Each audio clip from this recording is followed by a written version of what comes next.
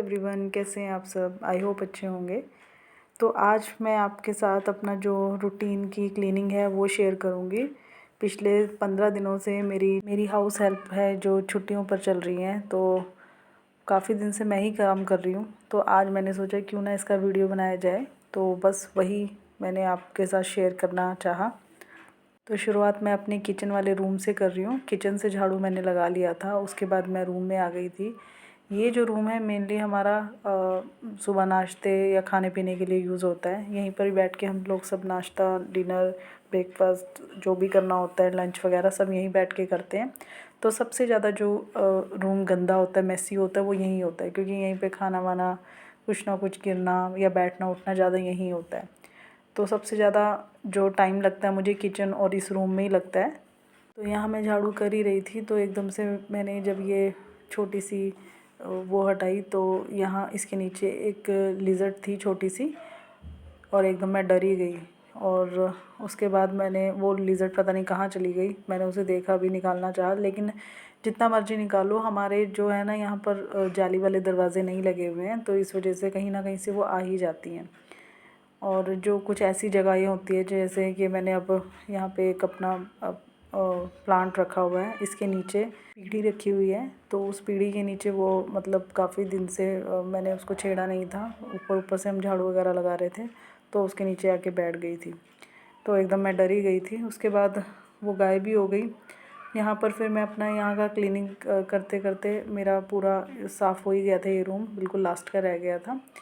और यहीं पर ही बच्चे वगैरह चप्पल छोड़ जाते हैं, जब सुबह स्कूल उनको भेजती हूँ तो इसी रूम में ही सबसे ज़्यादा मैंने जैसे बताया मेसी होता है। चप्पल, जूते सब कुछ यहीं पर ही पड़ा होता है, बच्चे जब उतार के जाते हैं तो बस उसमें टाइम सबसे ज़्यादा वेस्ट होता है। और दूसरा रूम ये है मेरा, ये है हमारा ड्राइंग रूम। यहाँ पे वैसे तो ज़्यादा नहीं कोई बैठता उठता, लेकिन फिर भी बच्चे वगैरह जंप वगैरह करते हैं, वो किसी भी रूम में चले जाते हैं, तो वही है, सोफ़े वगैरह वो बिखेर देते हैं। अदरवाइज़ ये भी ज़्यादा गंदा नहीं होता, यहाँ पे ज़्यादा गंदगी नहीं होती। ये रूम हमारा बंद ही रहता है, या फिर यहाँ पापा वगैरह कभी सो जाते हैं, क्योंकि उनको उधर पीछे वाले रूम में घुटन होती है, जैसे अभी गर्मी चल रही है, तो इस वजह से वो यहाँ पर सोने के लिए आते हैं। अदरवाइज़ ज़्यादा बैठना उठना नहीं होता है इन रूम में, और इसी वजह से ये बच्चे भी इस रूम में चले जाते हैं, तो ये थोड़ा सा उस वजह से मैसी हो जाता है।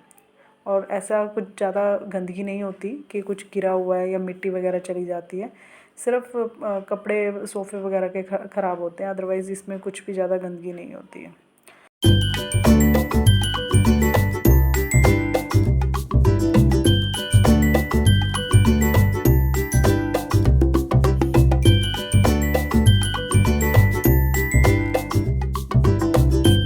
आप देख भी लेंगे यहाँ पे कि झाड़ू में ज़्यादा गंदगी नहीं आएगी बिल्कुल भी।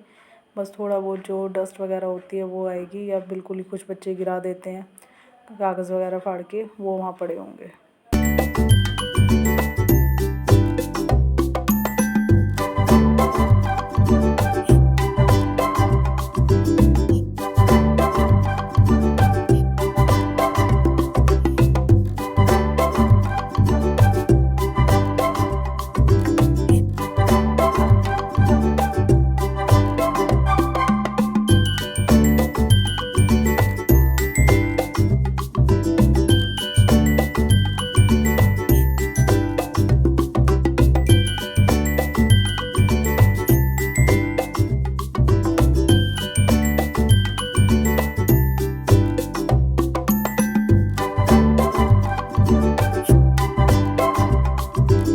बाद छोटा मोटे जो जाले लगे हुए थे बाहर जाली के दरवाज़े पे, वो मैंने हटा दिए थे। और मैं आपको बताना चाहूँगी, हमारे पूरे घर में सिर्फ 2 कमरों में जाली के दरवाज़े लगे हुए हैं। एक ये ड्राइंग रूम में, और एक और दूसरा पीछे रूम है वहाँ पर।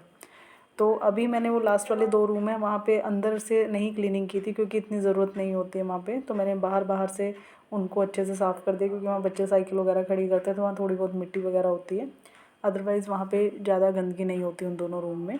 वहाँ पर भी पापा सोने के लिए जाते हैं, या फिर ये ड्राइंग रूम में सोते हैं। अदरवाइज़ ये सारे जो रूम हैं नीचे के, वो क्लीन ही रहते हैं।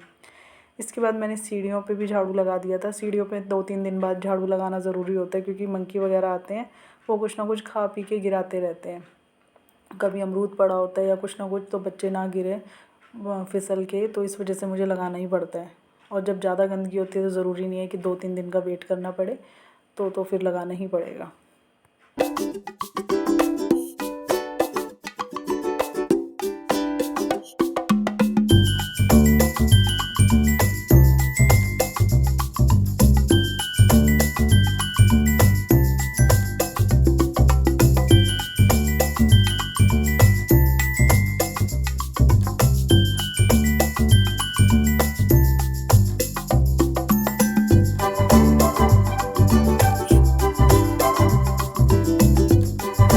और ये हमारा मेन डोर है और यहाँ पर तो मैं हमेशा वॉश कर ही देती हूँ रोज़ पानी से, क्योंकि थोड़ी मिट्टी वगैरह यहाँ पे होती है ज़्यादा।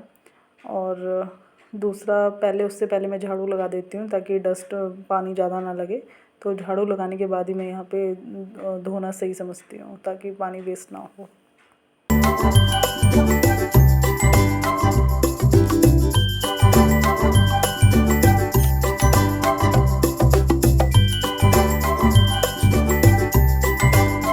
इसके बाद आ गई थी पोछे की बारी। तो पोछा तो हमारे इस वाले रूम में लगता ही लगता है, रसोई में, और ये तो मैं हमेशा ही लगाती हूँ। और क्योंकि सबसे ज़्यादा, जैसे मैंने बताया, सबसे ज़्यादा गंदगी यहीं होती है। अभी मैं फ़िलहाल रूम में लगा रही हूँ। अभी मेरा किचन में बर्तन वगैरह अभी मेरे पड़े हैं, तो मैं उनको पहले बर्तन का काम करूँगी, उसके बाद मैं पोछा लगाऊँगी। झाड़ू मैंने लगा दिया है, तो रूम से मैंने पोछा लगाना शुरू किया है। इस रूम में लगाऊँगी, उसके बाद मेरा ड्राइंग रूम में लगेगा पोछा।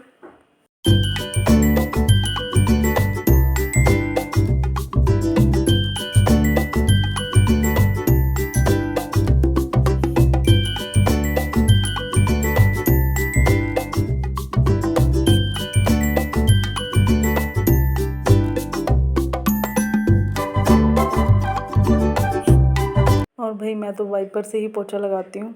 मॉप वगैरह हमारे घर में नहीं चलता है, क्योंकि अगर हम किसी और के भरोसे छोड़ दें तो हमारे तो वाइपर ही बहुत ज़्यादा टूट जाते हैं, बहुत नुकसान हो जाता है। तो वाइपर ही ठीक है। तो मॉप मैं नहीं लाती हूँ अपने घर में, क्योंकि ये अच्छे से मैं हाथ से वॉश कर लेती हूँ पोछे, तो क्लीन हो जाते हैं। और क्यों फालतू का ख़र्चा करना, मेरा इससे काम अच्छा चल रहा है, तो मैं इससे ही बढ़िया तरीके से लगा लेती हूँ पोछा अपने घर में। तो अभी मेरे पास फ़िनाइल भी ख़त्म हो रखी थी, तो फ़िलहाल मैंने सिंपल पानी से ही पोछा लगाया आज तो।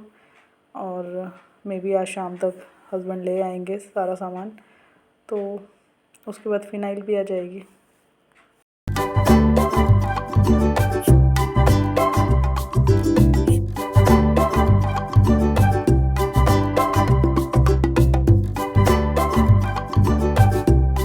और आपको बताना चाहूँगी, ये जो ड्राइंग रूम है, आप देख रहे होंगे कि सारे जगह पे जो है सिंपल फर्श है। इसी रूम में ये मार्बल क्यों लगा हुआ है? ये इसलिए लगा हुआ है क्योंकि ये जो रूम था, ये हमारे जो दादा दादी थे, मेरे हस्बैंड के दादा दादी, उनका रूम था। तो वो अपने रूम के लिए अपने हर चीज़ें वो अपने लिए ले अच्छे से रखते थे अपनी चीज़ को। तो यहाँ पूरी फैमिली रहती थी, तो उन्होंने अपने रूम में ही मार्बल लगवाया था उस टाइम पे। और बाकी जो ऊपर वाले रूम है हमारे, उसमें मार्बल लगा हुआ है। और वो अपने लिए अपनी सारी चीज़ें, खुद की चीज़ें खुद ही चूज़ करते थे, जिसमें सोफ़ा हो गया और टीवी वगैरह हो गया। तो उन्होंने अपने आप ही वो सारी परचेजिंग खुद करते थे। तो जो हमारा रसोई वाले रूम में रखा हुआ है ना वो सोफ़ा, वो दादा दादी का ही था, तो अभी हमने वो वहाँ रख लिया है। तो ऐसा कोई सामान नहीं है जो हमने उनका अभी सेल कर दिया हो। अभी वो पड़ा हुआ है, और उनको उनकी डेथ हुए अभी हम कम से कम 4-5 साल हो चुके हैं, दोनों को एक्सपायर हुए। जो हमारे दादाजी थे उनको तो अभी 2.5 साल ही हुए हैं, और जो दादी थे उनको 4.5 साल हो चुके हैं। तो उनकी चीज़ें भी अभी तक हम यूज़ कर रहे हैं।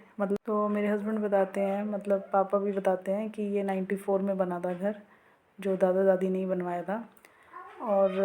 और जो सोफ़ा वगैरह है, ये भी इनको भी कम से कम 15-20 साल से ऊपर हो गया। तो उनकी चीज़ें अभी तक हमारे घर में हमने संभाल के रखी हुई हैं।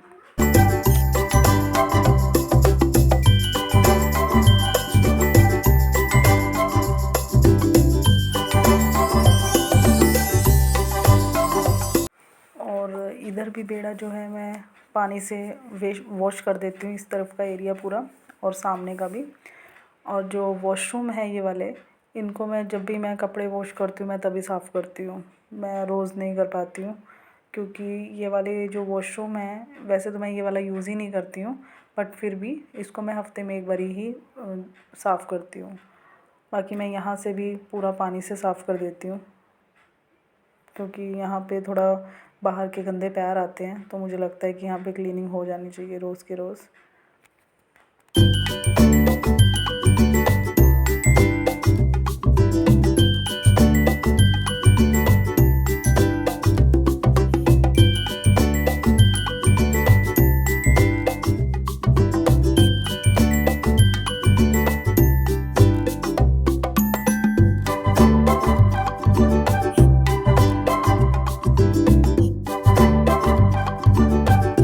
सो गाइस, झाड़ू पोछा तो हो गया था, अब मैंने अच्छे से अपने हाथ धो लिए थे, और पर इसके बाद भी अभी बहुत सारा काम होता है। तो हाउस हेल्प तो इतना ही करके जाती हैं कि उन्होंने अपना झाड़ू पोछा लगाया, ना ही कोई डस्टिंग करी, ना ही कोई झाड़ पोंछ करी। जो चीज़ जैसे पड़ी है वैसे पड़ी है, लेकिन हमें ऐसा लगता है कि पता नहीं कितना बड़ा उन्होंने अपने घर पे हाउस हेल्प लगाई हुई है, तो बाकी तो कोई काम करने की ज़रूरत ही नहीं पड़ती होगी। लेकिन उसके अलावा भी बहुत सारे काम होते हैं, क्योंकि ना तो हाउस हेल्प मैट ठीक से झाड़ती हैं, ना ही उनको अच्छे से बिछा के जाती हैं, ना ही कोई कपड़ा ठीक करती है। कोई सामान नीचे गिरा हुआ होगा तो वो भी अंदर बाहर फेंक के चली जाती हैं। तो काम तो करती हैं वो, नो डाउट, क्योंकि हम उसके अकॉर्डिंग ही उनको पैसा दे रहे हैं। अगर हम उनको अपना बाकी चीज़ों के लिए भी पैसे दें तो वो भी करके जाएंगी, बट वही बात है ना कि ये वाले काम तो हमें खुद ही करने पड़ेंगे। अगर हम सब कुछ उनके भरोसे छोड़ देंगे तो हम क्या करेंगे।